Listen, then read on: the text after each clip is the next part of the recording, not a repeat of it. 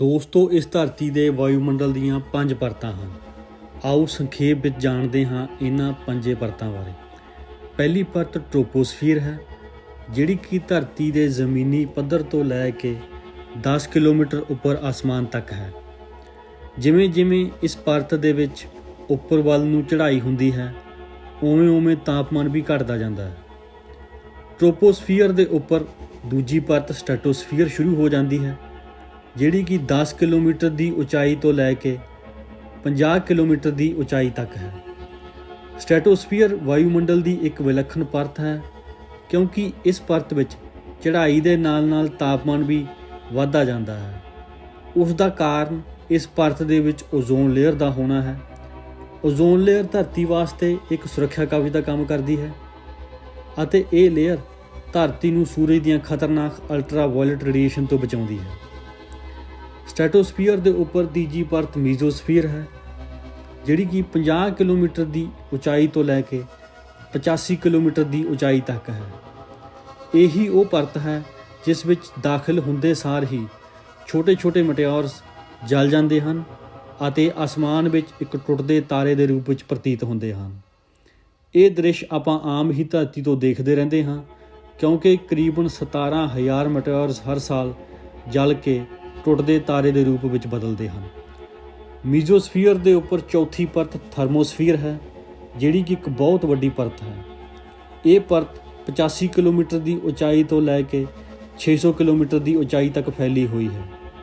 International space station ਇਸੇ ਪਰਤ ਵਿੱਚ ਹਰ 90 ਮਿੰਟ ਵਿੱਚ ਧਰਤੀ ਦਾ ਇੱਕ ਚੱਕਰ ਲਗਾਉਂਦਾ ਹੈ, ਜਿੱਥੇ ਸਾਨੂੰ ਮੌਸਮ ਬਾਰੇ ਸਾਰੀ ਜਾਣਕਾਰੀ ਮਿਲਦੀ ਹੈ।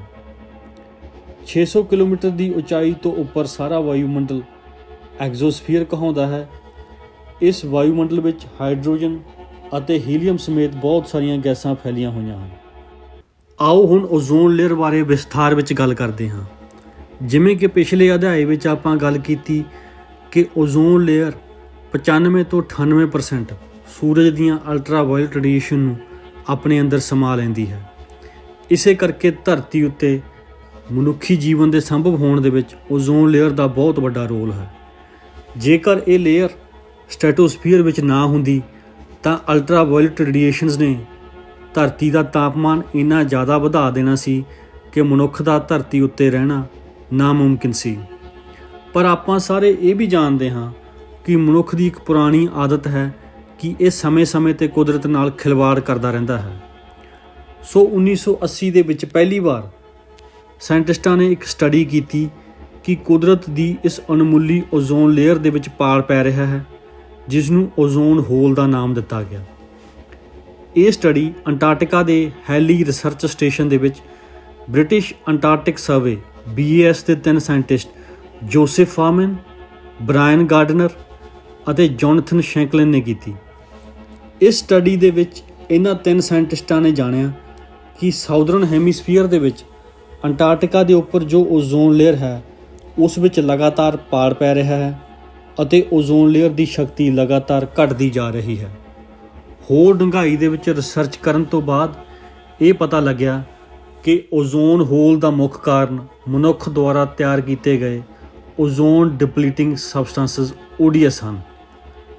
ਇਹ ਕੈਮੀਕਲ ਲਗਾਤਾਰ ਵਾਯੂਮੰਡਲ ਵਿੱਚ ਛੱਡੇ ਜਾ ਰਹੇ ਹਨ, ਜਿਨ੍ਹਾਂ ਦੇ ਵਿੱਚ ਕਲੋਰੋਫਲੋਰੋਕਾਰਬਨਸ, ਹਾਈਡਰੋਕਲੋਰੋਫਲੋਰੋਕਾਰਬਨਸ, ਹੈਲਨਸ ਅਤੇ ਮਿਥਾਈਲ ਬ੍ਰੋਮਾਈਡ ਮੁੱਖ ਰੂਪ ਵਿੱਚ ਭੂਮਿਕਾ ਨਿਭਾਉਂਦੇ ਹਨ। ਹੁਣ ਸਵਾਲ ਇਹ ਉੱਠਦਾ ਹੈ ਕਿ ਇਹ ਕੈਮੀਕਲ ਕਿੱਥੇ ਵਰਤੇ ਜਾਂਦੇ ਹਨ। ਸੋ ਜਿੰਨੇ ਵੀ ਏਅਰ ਕੰਡੀਸ਼ਨਿੰਗ ਸਿਸਟਮ, ਚਾਹੇ ਉਹ ਕਿਸੇ ਫੈਕਟਰੀ ਦੇ ਵਿੱਚ ਲੱਗੇ ਹਨ ਜਾਂ ਫਿਰ ਘਰਾਂ ਵਿੱਚ ਲੱਗੇ ਹਨ, ਉਹਨਾਂ ਵਿੱਚ ਜਿਹੜੀ ਗੈਸ ਵਰਤੀ ਜਾਂਦੀ ਹੈ ਉਹ ਕਲੋਰੋਫਲੋਰੋਕਾਰਬਨਸ ਅਤੇ ਹਾਈਡਰੋਕਲੋਰੋਫਲੋਰੋਕਾਰਬਨ ਛੱਡਦੀ ਹੈ।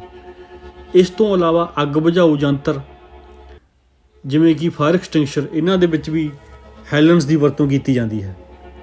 ਸੋ ਇਹ ਕਿਹਾ ਜਾ ਸਕਦਾ ਹੈ ਕਿ ਸਾਇੰਸ ਦੁਆਰਾ ਬਣਾਏ ਗਏ ਬਹੁਤ ਸਾਰੇ ਉਪਕਰਨਾਂ ਵਿੱਚ ਇਹਨਾਂ ਕੈਮੀਕਲਾਂ ਦੀ ਜ਼ਰੂਰਤ ਪੈਂਦੀ ਹੈ, ਜਿਹੜੇ ਕਿ ਓਜ਼ੋਨ ਲੇਅਰ ਨੂੰ ਲਗਾਤਾਰ ਬਰਬਾਦ ਕਰ ਰਹੇ ਹਨ। ਭਾਵੇਂ ਕਿ ਸਮੁੱਚੇ ਵਾਯੂਮੰਡਲ ਦੇ ਵਿੱਚ ਓਜ਼ੋਨ ਲੇਅਰ ਨਸ਼ਟ ਹੋ ਰਹੀ ਸੀ, ਪਰ ਸਾਇੰਟਿਸਟਾਂ ਨੇ ਇਹ ਦੇਖਿਆ ਕਿ ਅੰਟਾਰਕਟਿਕਾ ਦੇ ਉੱਪਰ ਵਾਲਾ ਏਰੀਆ ਜ਼ਿਆਦਾ ਪ੍ਰਭਾਵਿਤ ਹੋ ਰਿਹਾ ਹੈ। ਉਸ ਦਾ ਕਾਰਨ ਇਹ ਸੀ ਕਿ ਅੰਟਾਰਕਟਿਕਾ ਦੇ ਵਿੱਚ ਸਰਦੀਆਂ ਵਿੱਚ ਤਾਪਮਾਨ ਬਹੁਤ ਜ਼ਿਆਦਾ ਘਟ ਜਾਂਦਾ ਹੈ ਜਿਸ ਕਾਰਨ ਠੰਡੇ ਬੱਦਲਾਂ ਦੀ ਇੱਕ ਪਰਤ ਬਣ ਜਾਂਦੀ ਹੈ। ਇਹ ਪਰਤ ਓਜ਼ੋਨ ਡਿਪਲੀਟਿੰਗ ਸਬਸਟੈਂਸਸ ਜਿਵੇਂ ਕਿ ਕਲੋਰੋਫਲੋਰੋਕਾਰਬਨਸ ਅਤੇ ਹਾਈਡਰੋਕਲੋਰੋਫਲੋਰੋਕਾਰਬਨ ਵਾਸਤੇ ਇੱਕ ਰਿਹਾਇਸ਼ ਦਾ ਕੰਮ ਕਰਦੀ ਹੈ, ਜਿਸ ਕਾਰਨ ਇਹ ਕੈਮੀਕਲ ਓਜ਼ੋਨ ਲੇਅਰ ਨੂੰ ਜ਼ਿਆਦਾ ਨਸ਼ਟ ਕਰਦੇ ਹਨ। ਇਹੀ ਕਾਰਨ ਹੈ ਕਿ ਤੁਸੀਂ ਆਮ ਹੀ ਸੁਣਿਆ ਹੋਵੇਗਾ ਕਿ ਆਸਟ੍ਰੇਲੀਆ ਵਿੱਚ ਓਜ਼ੋਨ ਲੇਅਰ ਘੱਟ ਹੈ।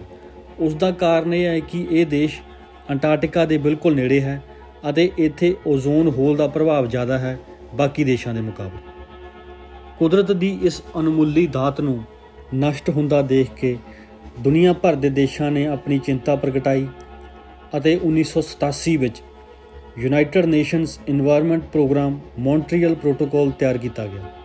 ਇਸ ਪ੍ਰੋਟੋਕਾਲ ਦੇ ਅਧੀਨ ਜਿੰਨੇ ਵੀ ਓਜ਼ੋਨ ਡਿਪਲੀਟਿੰਗ ਸਬਸਟੈਂਸਸ ਹਨ ਉਹਨਾਂ ਦੀ ਉਤਪਾਦਨ ਅਤੇ ਖਪਤ ਨੂੰ ਸਟੈਪ ਬਾਏ ਸਟੈਪ ਤਰੀਕੇ ਨਾਲ ਘਟਾਉਣ ਦੀ ਯੋਜਨਾ ਬਣਾਈ ਗਈ ਅਤੇ ਇਸ ਯੋਜਨਾ ਅਧੀਨ ਡਿਵੈਲਪਡ ਅਤੇ ਡਿਵੈਲਪਿੰਗ ਦੇਸ਼ਾਂ ਵਾਸਤੇ ਅਲੱਗ-ਅਲੱਗ ਟਾਈਮ ਟੇਬਲ ਤਿਆਰ ਕੀਤੇ ਗਏ।